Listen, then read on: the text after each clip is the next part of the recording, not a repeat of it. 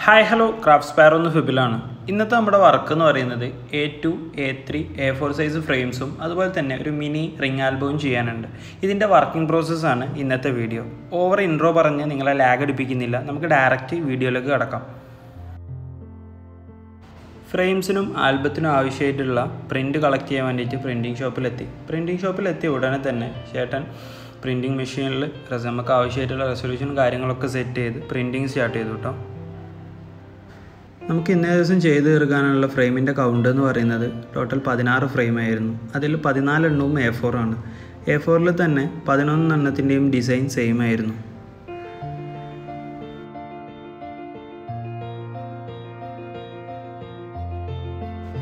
ഈ കാണുന്ന മെഷീനാണ് നമ്മുടെ A3 സൈസ് പ്രിൻ്റ് ചെയ്യുന്ന പ്രിൻ്റർ.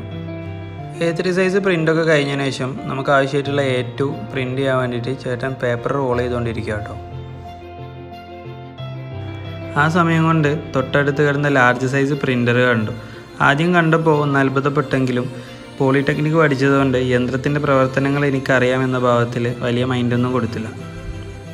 അപ്പോഴേക്കും മെഷീൻ പ്രിൻറ്റിങ് സ്റ്റാർട്ട് ചെയ്തു. വളരെ പതിയെ പ്രിൻ്റ് ചെയ്യുന്നതുകൊണ്ട് തന്നെ ഹൈ ക്വാളിറ്റിയാണ് കേട്ടോ. ഈ പ്രിൻറ്റിന് ക്വാളിറ്റി അടിപൊളി ആയതുകൊണ്ട് തന്നെ ഏതാണ്ട് 600 രൂപയോളം ഒരു പ്രിൻറ്റിന് നമുക്ക് ചാർജ് വരുന്നുണ്ട്.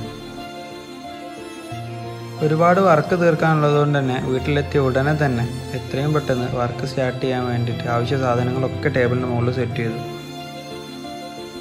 ഇത്രയും ഫ്രെയിംസ് ഇന്നൊരു ദിവസം നമുക്ക് ചെയ്യാനുള്ളതാണ്. കസ്റ്റമേഴ്സിൻ്റെ ഇടയിൽ ഫ്രെയിമിൻ്റെ സൈസിൽ വലിയൊരു പ്രശ്നം നേരിടാറുണ്ട്. ഏതാണ് വലിയ സൈസ്, ഏതാണ് ചെറിയ സൈസ്, A5 ആണോ വലുത്, അതുപോലെ തന്നെ A2 ആണോ ചെറുത് എന്നിങ്ങനെയുള്ള പ്രശ്നങ്ങൾ. A2ഉം A5 എടുക്കുന്ന സമയത്ത് A5 ചെറുതും A2 വലുതുമാണ് കേട്ടോ. A4ഉം A3യും ഈ രണ്ടിൻ്റെയും ഇൻ ബിറ്റ്വീൻ സൈസാണ്.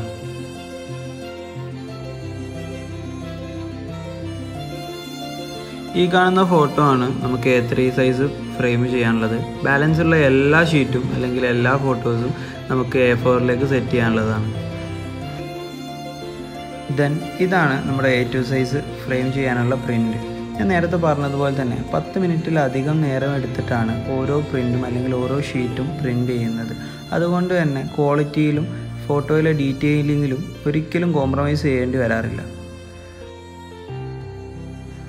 ഈ കാണുന്ന റെക്റ്റാങ്കുലർ ഫോട്ടോസൊക്കെ നമുക്ക് റിംഗ് ആൽബം ചെയ്തെടുക്കാനുള്ളതാണ് കേട്ടോ. റിംഗ് ആൽബത്തിന് ആവശ്യമായിട്ടുള്ള റിങ്ങാണ് ഈ കാണുന്നത്. അങ്ങനെ നമ്മൾ വർക്ക് സ്റ്റാർട്ട് ചെയ്തു. ആദ്യം നമ്മൾ തീർക്കാൻ പോകുന്നത് A2 സൈസാണ്.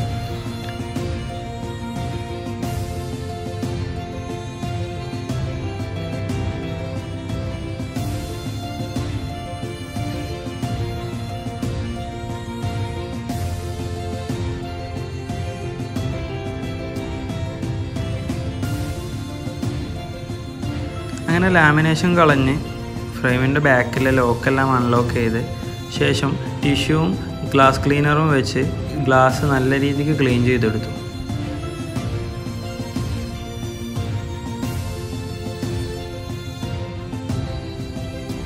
പലപ്പോഴും പ്രിൻറ്റിൻ്റെ മുകളിലും ഒരുപാട് ഡസ്റ്റ് പാർട്ടിക്കിൾ കാണാറുണ്ട്. അത് ക്ലീൻ ചെയ്യാതെ ഫ്രെയിം ചെയ്ത് കഴിഞ്ഞാൽ ലാസ്റ്റ് ആ ഡസ്റ്റ് പാർട്ടിക്കിളെല്ലാം ഹൈലൈറ്റ് ചെയ്ത് കാണിക്കും കേട്ടോ. അതുകൊണ്ട് നമ്മൾ ക്ലീൻ ചെയ്തിട്ട് മാത്രമേ ഫ്രെയിം ചെയ്യാറുള്ളൂ.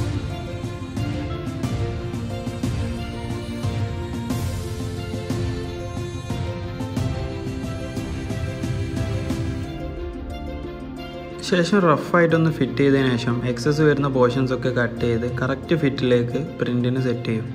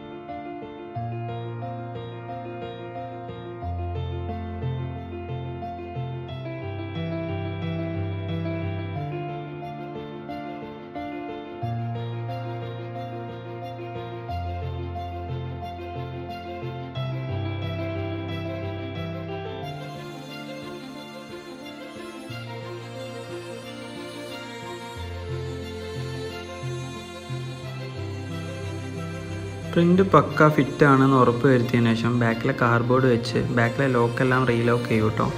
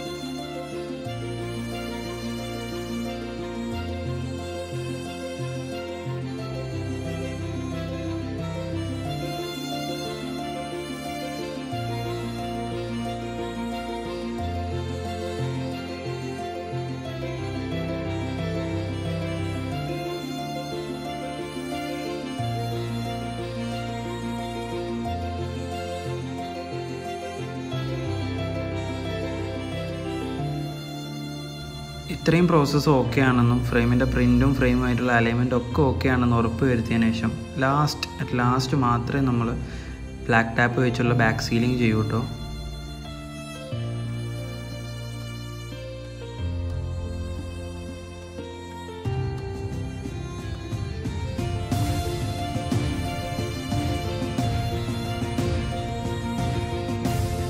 ഫസ്റ്റ് വർക്ക് കംപ്ലീറ്റ് ചെയ്തതിന് ശേഷം നമ്മൾ സെക്കൻഡ് വർക്ക് A3 സ്റ്റാർട്ട് ചെയ്തു. ഫ്രെയിമിൻ്റെ സൈസ് ഏതായാലും പ്രോസസ്സ് എല്ലാം സെയിം ആണ് കേട്ടോ. ബട്ട് സൈസ് കൂടുന്നതിനനുസരിച്ച് കെയറിങ് കുറച്ച് കൂടുതൽ കൊടുക്കണമെന്ന് മാത്രം.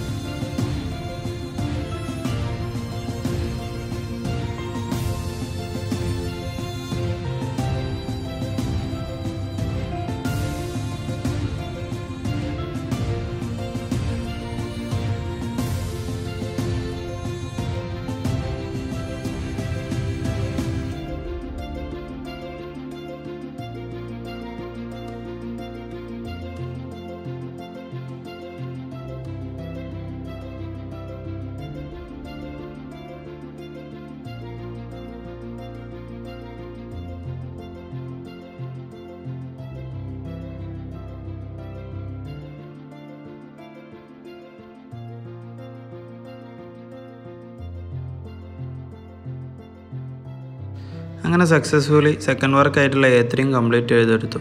കംപ്ലീറ്റ് ചെയ്തതിന് ശേഷം A4ൻ്റെ വർക്ക് സ്റ്റാർട്ട് ചെയ്തു. ആദ്യഘട്ട പണി എന്ന രീതിയിൽ A4ൽ നമ്മുടെ പ്രിൻ്റ് കട്ട് ചെയ്തെടുക്കുകയായിരുന്നു. കാരണം നമുക്ക് 14ഓളം പ്രിൻ്റ് A4ൽ തന്നെ കട്ട് ചെയ്തെടുക്കാനുണ്ടായിരുന്നു.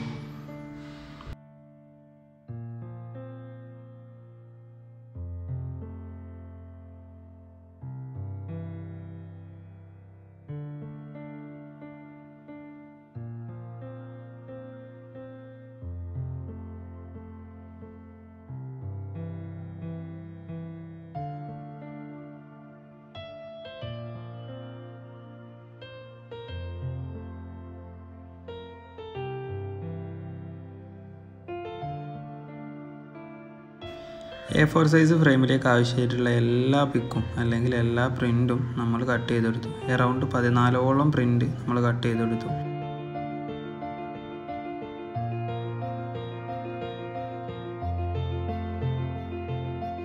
പ്രിൻ്റെല്ലാം കട്ട് ചെയ്തെടുത്തതിന് ശേഷം ഫ്രെയിമിൻ്റെ മുകളിൽ ലാമിനേഷൻ ഓരോന്നോരോന്നായി ഒഴിവാക്കി തുടങ്ങി.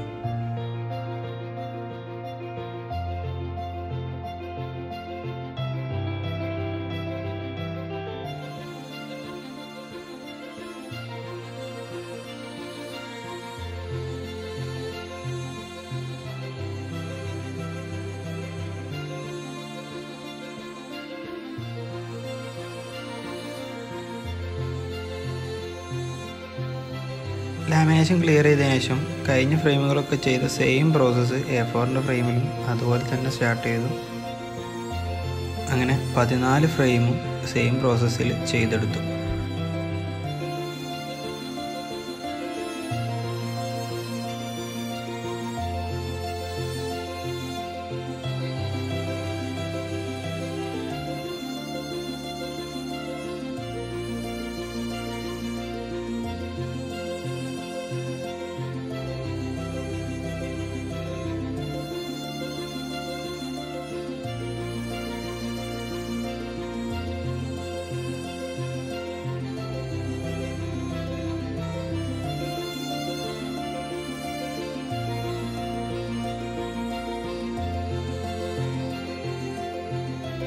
അങ്ങനെ 95% വർക്കും കംപ്ലീറ്റ് ചെയ്ത് ലാസ്റ്റ് വർക്കായിട്ടുള്ള ബാക്കിലെ സീലിംഗ് ടാപ്പ് ഒട്ടിക്കുന്ന പരിപാടിയിലേക്ക് കടന്നു കേട്ടോ.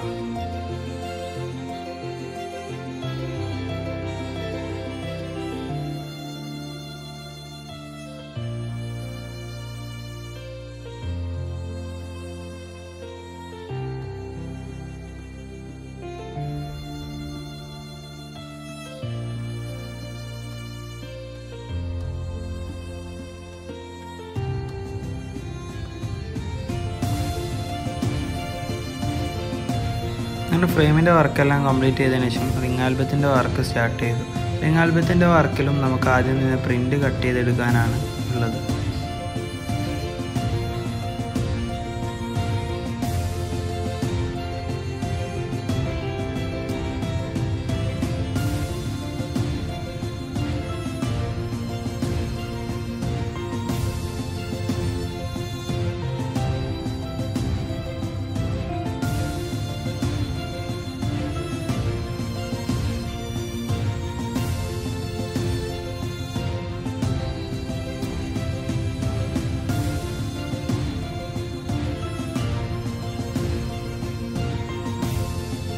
അങ്ങനെ ആൽബത്തിന് ആവശ്യമായിട്ടുള്ള 12ഓളം ഫോട്ടോ ലീഫ് കറക്റ്റ് സൈസിൽ കട്ട് ചെയ്തെടുത്തു.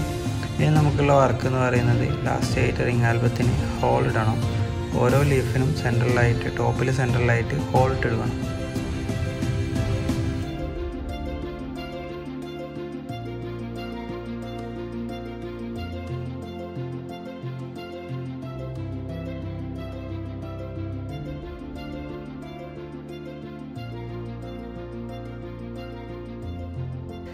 ലീഫിലെല്ലാം ഹോളിട്ട് എടുത്തതിന് ശേഷം നമ്മൾ ഓരോ ലീഫും കെയർഫുള്ളി റിങ്ങിലേക്ക് അറ്റാച്ച് ചെയ്തു.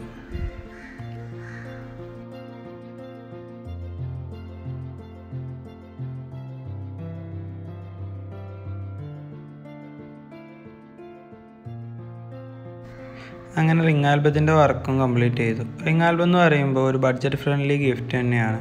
170 റുപ്പീസാണ് നമ്മൾ 12 ഫോട്ടോസിന് ചാർജ് ചെയ്യുന്നത്. ബർത്ത്ഡേ ആവട്ടെ, ആനിവേഴ്സറി ആവട്ടെ, അല്ലെങ്കിൽ മറ്റേത് സെലിബ്രേഷൻ ആണെങ്കിലും ഏതൊരു ഒക്കേഷനിലേക്കും പറ്റിയൊരു ഗിഫ്റ്റ് തന്നെയാണ് റിംഗ് ആൽബം. ഫ്രെയിം വർക്കിൻ്റെ ലാസ്റ്റ് ഘട്ട പണി എന്ന് പറയുന്നത് നമ്മുടെ ലേബൽ ഒട്ടിക്കുക എന്നുള്ളതാണ്, അല്ലെങ്കിൽ നമ്മുടെ പേജിൻ്റെ സ്റ്റിക്കർ ഓരോ ഫ്രെയിമിൻ്റെയും ബാക്കിൽ ഒട്ടിക്കുക എന്നുള്ളതാണ്. അങ്ങനെ അതും കംപ്ലീറ്റ് ചെയ്തു കേട്ടോ. നെക്സ്റ്റ് ഡേ മോർണിംഗ് തന്നെ നമ്മുടെ പേജിലേക്ക് ആവശ്യമായിട്ടുള്ള ഫോട്ടോസും വീഡിയോസൊക്കെ എടുക്കൽ സ്റ്റാർട്ട് ചെയ്തു. ഞാൻ ചെയ്യുന്ന ഓരോ വർക്കിൻ്റെയും ഔട്ട്പുട്ട് കാണാനുള്ള ക്യൂരിയോസിറ്റി എനിക്കല്പം കൂടുതലാണ്. അതുകൊണ്ട് തന്നെ എൻ്റെ വർക്കെല്ലാം ഞാൻ മാക്സിമം സ്പീഡിൽ ചെയ്ത് തീർക്കാറുണ്ട്. ഈ ഒരു ബഞ്ച് ഓഫ് വർക്ക് തന്നെ ഞാൻ ഏറ്റവും ക്യൂരിയസോടെ നോക്കി കണ്ട ഒരു ഫ്രെയിമിൻ്റെ ഔട്ട്പുട്ടായിരുന്നു ഈ A2 ഫ്രെയിമിൻ്റെ ഔട്ട്പുട്ട്.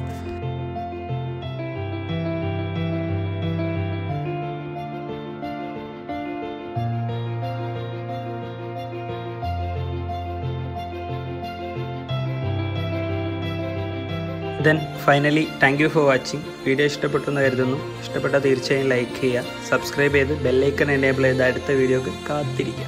Okay, by.